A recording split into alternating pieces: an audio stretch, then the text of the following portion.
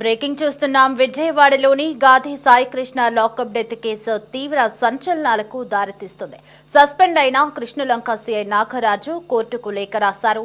అందులో సిట్పై తీవ్ర ఆరోపణలు చేశారు. స్పెషల్ ఇన్వెస్టిగేషన్ టీం తనను బలవంతంగా ఈ కేసులో ఇరికించేందుకు ప్రయత్నిస్తుందని, లాకప్ డెత్ కేసును ఒప్పుకోవాలని బలవంతం చేస్తుందని అన్నారు.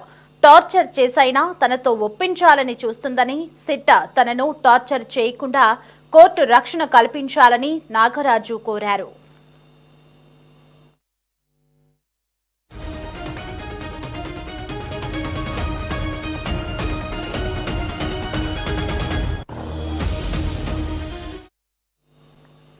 విచారణ అవసరమైతే లాయర్ల సమక్షంలోనే జరపాలని, అసలు ఈ కేసులో తనను విచారించాల్సిన అవసరమే లేదని ఆయన లేఖలో అన్నారు.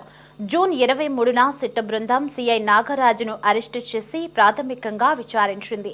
ఆయన కృష్ణలంక పోలీస్ స్టేషన్ సీఐగా ఉన్నప్పుడు సాయికృష్ణను మే 6 లేదా 9న మార్కాపురం నుంచి అక్రమంగా అదుపులోకి తీసుకున్నారని, 24 గంటల్లో మ్యాజిస్ట్రేట్ ముందు ప్రొడ్యూస్ చేయకుండా అక్రమ నిర్బంధం చేశారని సిట్ రిమాండ్ రిపోర్టులో తెలిపింది. సీఐ నాగరాజు అప్పటికే సస్పెండ్ అయ్యారు.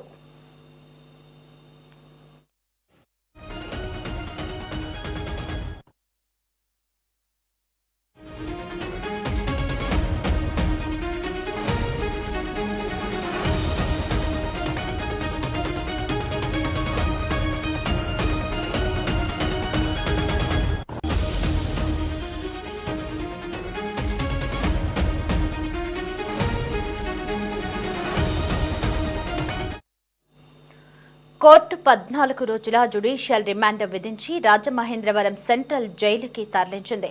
సిట్ ఐజీ ఎంవి రవిప్రకాష్ నేతృత్వంలో దర్యాప్తు జరుపుతోంది. సాయికృష్ణ మృతదేహం ఇంకా లభించలేదు.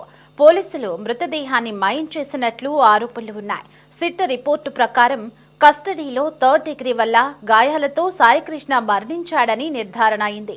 మృతదేహాన్ని మాయం చేయడంలో సీఐ స్నేహితుడు సురేష్, హెడ్ కానిస్టేబుల్స్ అశోక్, జంగం నాని పాత్ర ఉన్నట్లు సిట్ గుర్తించింది. సురేష్ను బెంగళూరులో అదుపులోకి తీసుకున్నారు. రైట్గా ఇదే అంశానికి సంబంధించి మరింత సమాచారం మా కరెస్పాండెంట్ రామకృష్ణ ఫోన్ ఇన్లో అందించడానికి మనకి అందుబాటులో ఉన్నారు.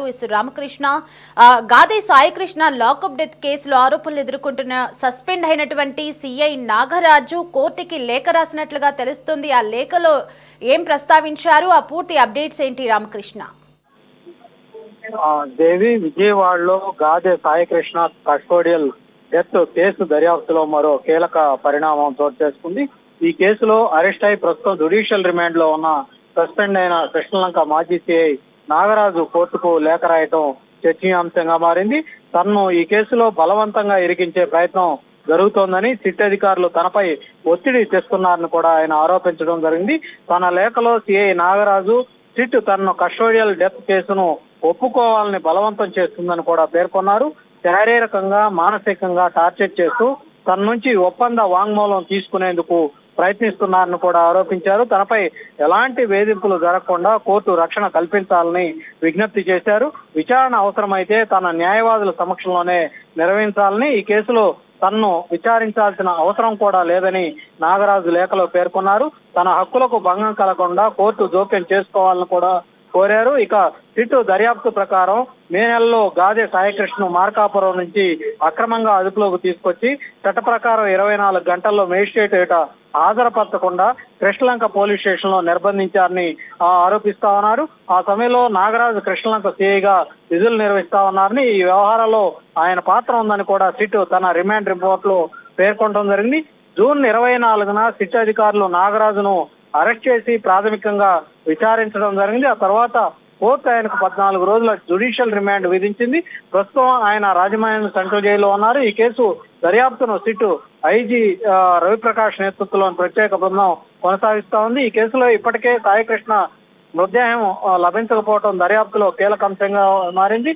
మృతదేహాన్ని మాయం చేశారనే ఆరోపణల మీద కూడా సిట్ విచారణ కొనసాగిస్తుంది. సిట్ నివేదిక ప్రకారం పోలీసులు కస్టడీలో 3rd డిగ్రీ హింసించడం కారణంగానే సాయికృష్ణ మరణించినట్లు ప్రాథమికంగా నిర్ధారణకు వచ్చినట్లు పేర్కొంది. మృతదేహాన్ని మాయం చేసినటువంటి ఘటనలో సిఐ నాగరాజు, ఆయన స్నేహితుడు సురేష్ తో పాటు హెడ్ కానిస్టేబుల్ అశోక్, నాని వీళ్ళిద్దరు పాత్ర కూడా ఉన్నట్లు సిట్ గుర్తించింది.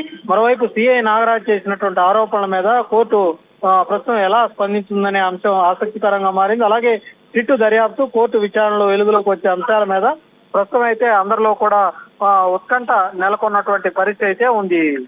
దేవి. Right Ramakrishna, thanks for the updates.